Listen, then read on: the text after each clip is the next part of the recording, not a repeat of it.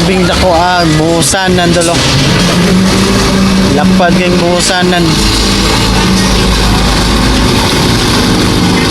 Nani ang proseso sa pagbuhos mga idol. Pump ang gamit nga hose kalingkuhan.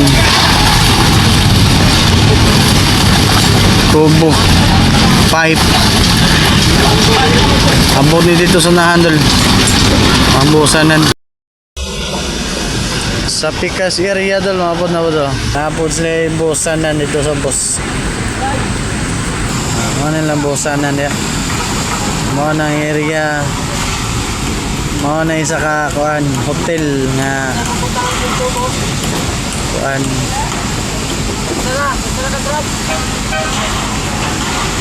Pikas Hotel. Swimming pool ang buhusanan dia sa bus dol. Na. Ada ya. Ito po dito ang isimix lapad yung area sa kuan dol. Sa SM Arena og hotel. Call. Sa ingon ani kalapad nga buhusanan dol. Abot sa unahan. Aptan pa ning Sabado sa auto. Pero kung continue sa ilang mixer, dire-diretso lang. Magdamag lang siguro. Basta walay problema dol, basta walay buhagay, okay ra kayo ang buhusan eh.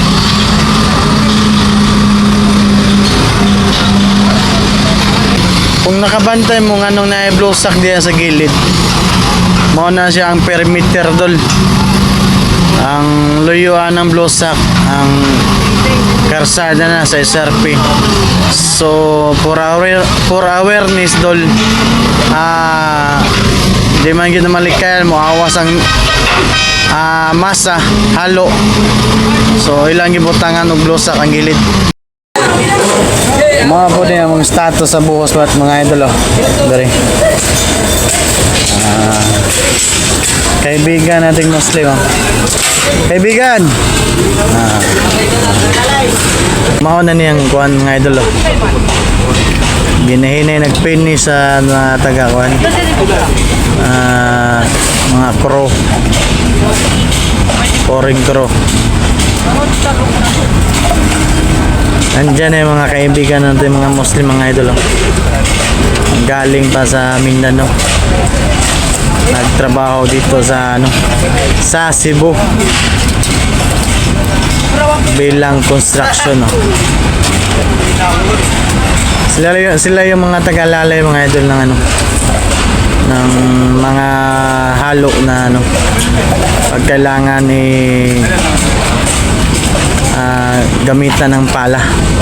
Ito yung kagamitan nila na tinatawag na trowel, pangkinis ng ng halo. At ito yung mga idol, surveyor. Pagka may ganitong buhos na ganito kalaki, dapat may surveyor na malalay. Sila yung mga mga idol, taga levelasyon ng mga bawat buhos, dapat may level yan sa floor niya. Sila yung mga crew na mga surveyor.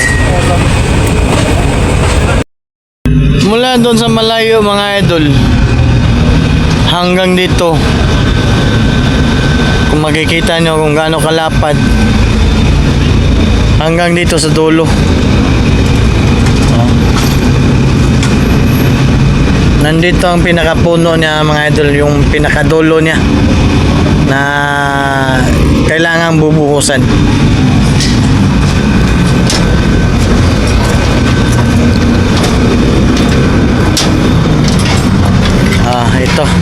Ito na ang pinakahuli nila. Dugtungan ng na natapos na nabuhos. Yung may mga forma dyan sa gilid.